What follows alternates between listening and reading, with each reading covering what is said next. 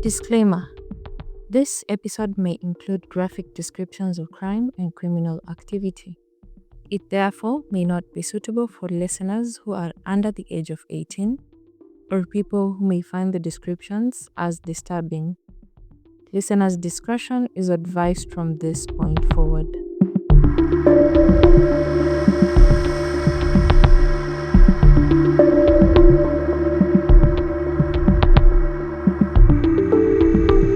Hello and welcome to this episode of Crime KE podcast. My good name is Ajuma. I am a journalist from Kenya and your host for this true crime podcast. This is the third story of season 2, and I'm so happy that you found time to listen in. Now, today we are going to unpack the story of another one of Kenya's most wanted criminals in history. Edward Maina Shimoli, also nicknamed the Kenyan Carlos the Jackal, is known for being a serial killer, rapist, and a bank robber. He had a very long, successful run of evading police and even escaping from prison, and a maximum security prison for that matter. Now, the story of Shimoli in crime is pretty scattered on the internet, so I have tried as much as I can to create a story that flows. The dates of events are not quite clear, so I have refrained from mentioning actual dates in the story as much as possible. Today's story is just as crazy as the last two stories, and I can't wait for you to listen into the details. So without further ado, let us get into today's episode. Also, please stick around until the end of this episode to find out how you can support this podcast.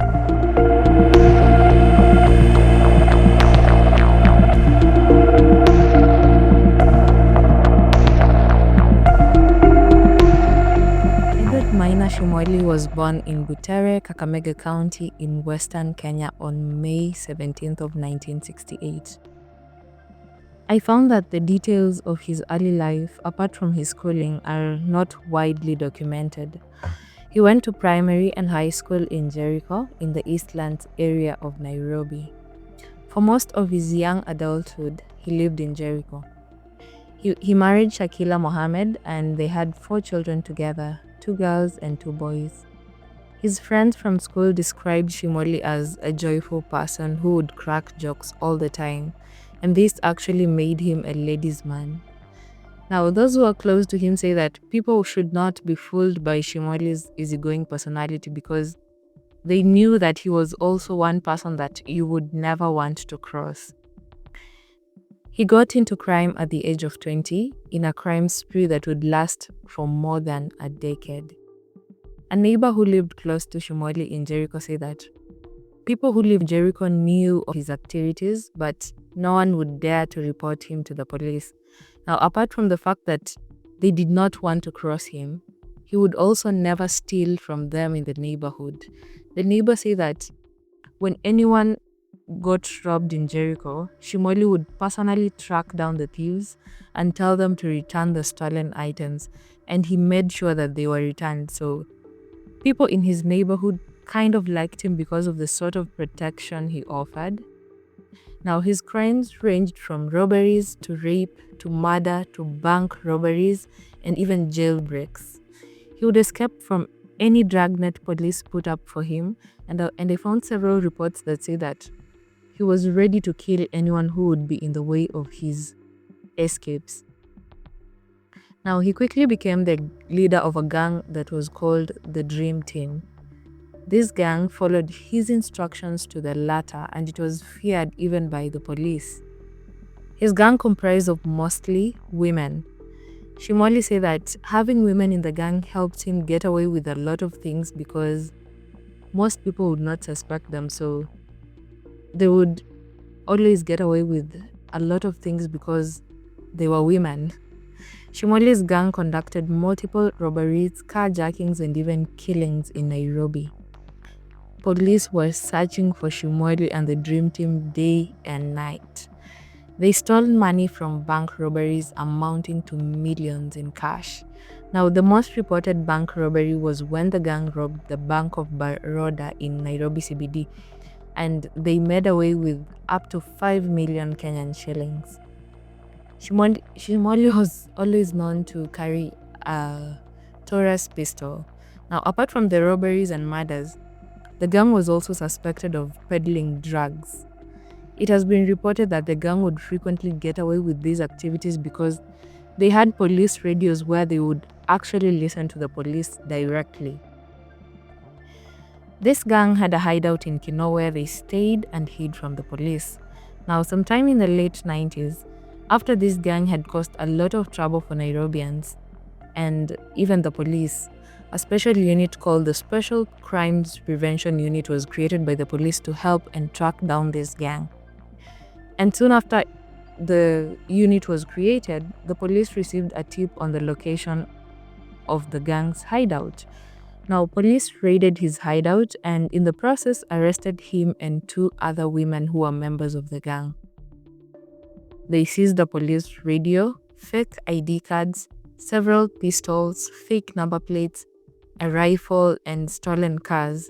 Now, the thing is, Shimoli would steal cars, strip them down, and sell them as scrap metal. After his arrest, he was arraigned at Kiambu Law Courts and put in Kamiti Maximum Prison. During the time he was in jail, the police and people breathed a little.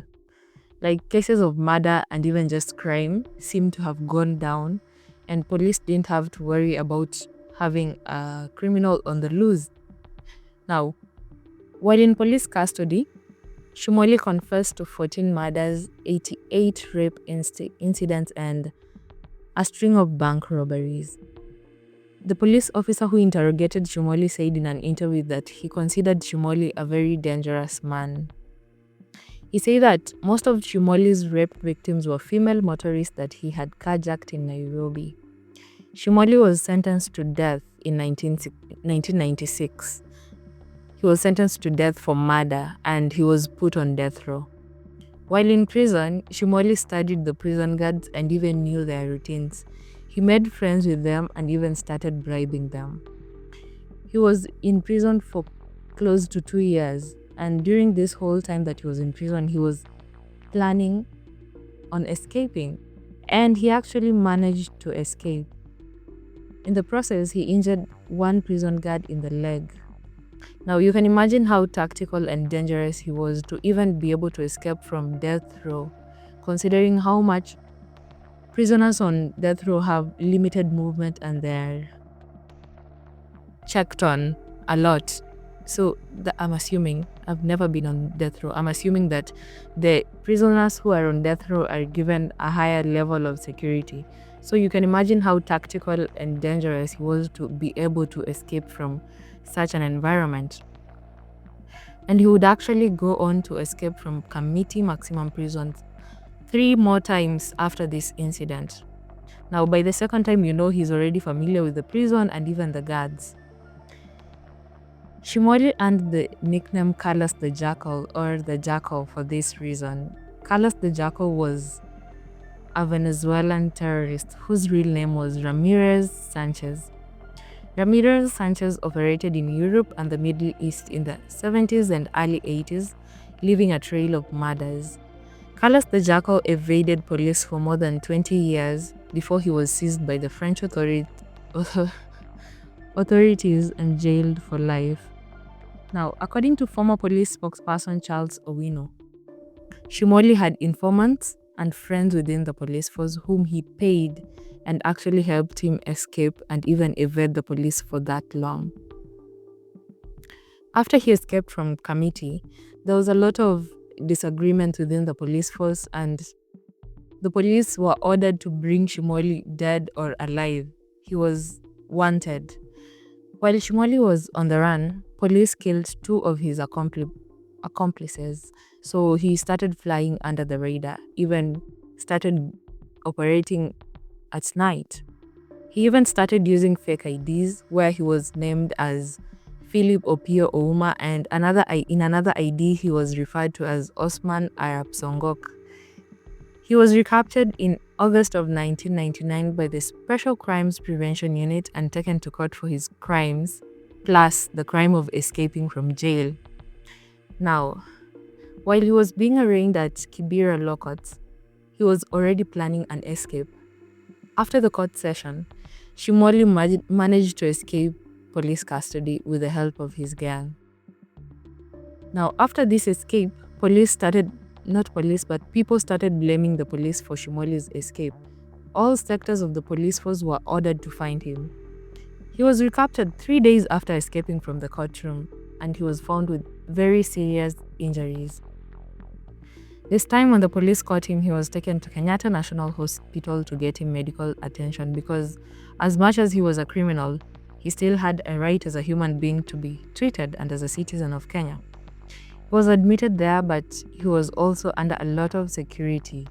There were more than 20 police officers surrounding the hospital because they knew what he was capable of. If he was capable of escaping from a courtroom, then he would also be able to escape from a hospital. So there were more than 20 police officers every day at Kenyatta National Hospital, guarding him and making sure that he was not escaping. Now, the doctor who attended to Shimoli at Kenyatta, he said that in their interactions, he saw Shimoli as someone who was very soft-spoken and really didn't have a lot to say. Again, as he was being treated at Kenyatta National Hospital, the dream team was outside waiting to rescue Shimoli from jail. As he was being discharged, his gang waited for the police at Uhuru Park, right in the middle of Nairobi, and even started engaging them in a gunfight trying to free Shimoli. The gang managed to free him and took him back to the gang's hideout. But in this whole process, a police officer was shot. Now, when Shimoli was rescued from the police, he was taken to the hideout and he hired doctors, private doctors who would treat him as he hid from the police. He vowed that he would get his revenge once he healed. And when he did heal, he went after his brother-in-law who had tipped the police. He accused him of tipping the police on his location and his activities. And one Saturday afternoon, while his brother was at Jericho Market, he just walked in and hacked him to death in broad daylight as everyone watched. After killing him, he went ahead and killed his wife by shooting her in the back. At this time, cases of crime started rising and the police would find bodies dumped in forests each and every day. Now, when it reached the early 2000s, Shimoli was declared the most dangerous man in Kenya, and a team of police officers from the Flying Squad and the Special Crimes Prevention Unit was set up to catch him and bring him to justice.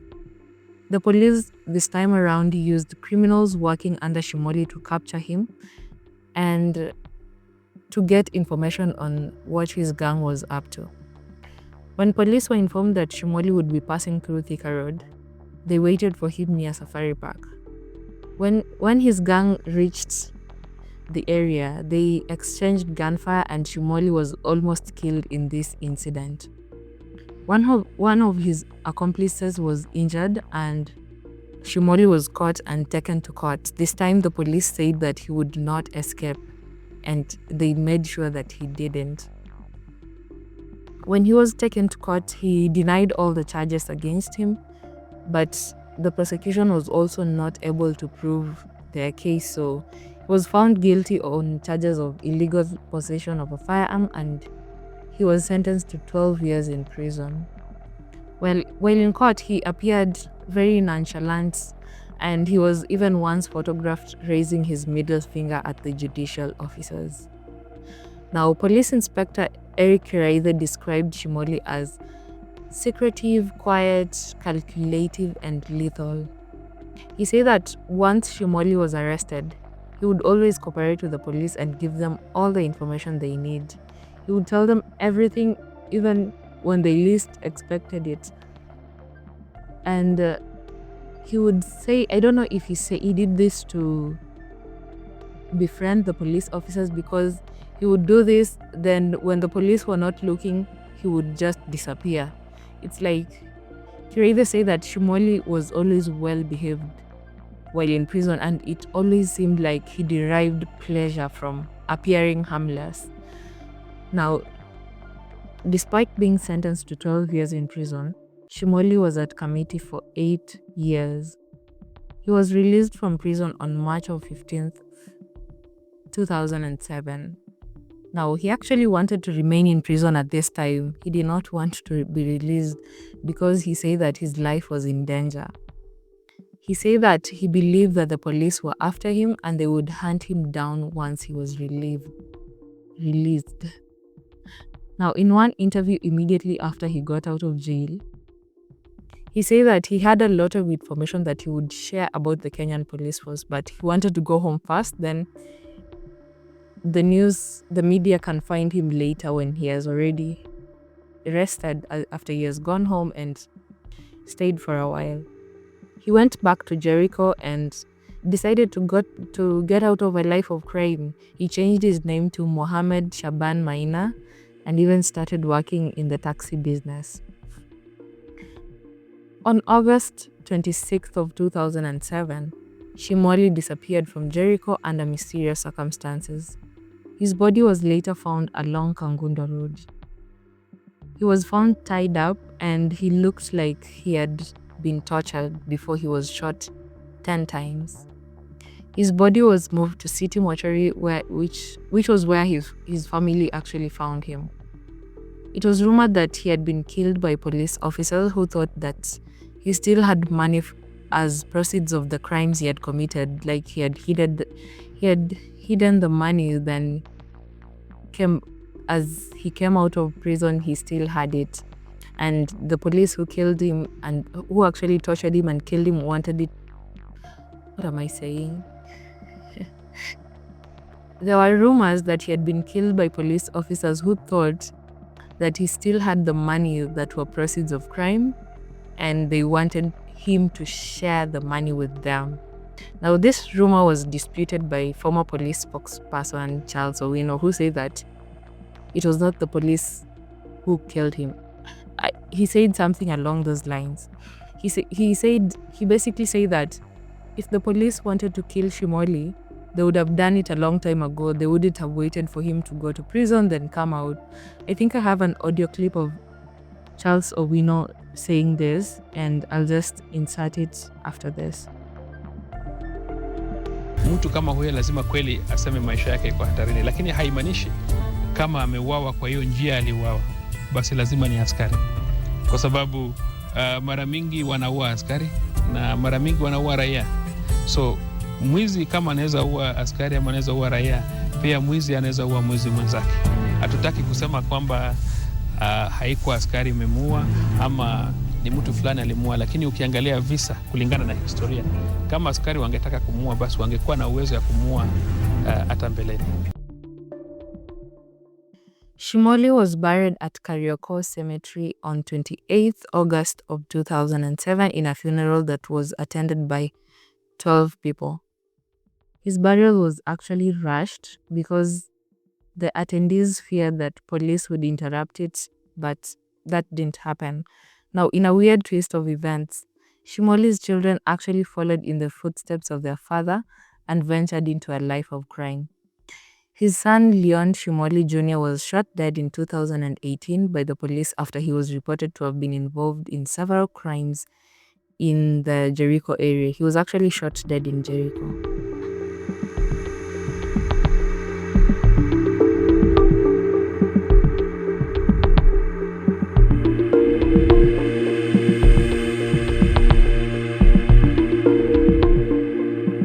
Thank you so much for listening to this episode up until the end. That is it on the story of Edward Maina Shimoli, or Carlos the Jackal. You can support this podcast by sharing it with your friends so that we can reach a larger community. If you enjoyed this episode, please share it on social media and tag us at crime.ke on Instagram. Now, I love interacting with you guys on social media, so if you've listened to it and you love it, you can always share and tag me or the podcast. You can reach me on my social media through at Ajuma on Instagram, X on TikTok, and I am at Ajuma Millicent on Facebook and also on LinkedIn. I have provided my social media handles in the show notes of this episode, just in case you need them. Follow the podcast on Instagram at crime.ke and interact with our posts. And I also share updates on the cases that I've talked about on season 1 of the podcast. So if you're not following us on Instagram, then you're probably missing out on some updates. If there's a specific story that you want to listen to in this season of the podcast, then you can always DM me or you can always DM the podcast. If you want to share any feedback, you can also send in voice messages.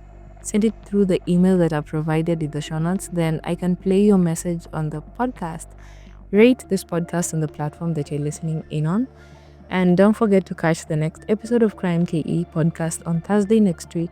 Same time, same place. But until then, stay safe and remember, it's crime with a care.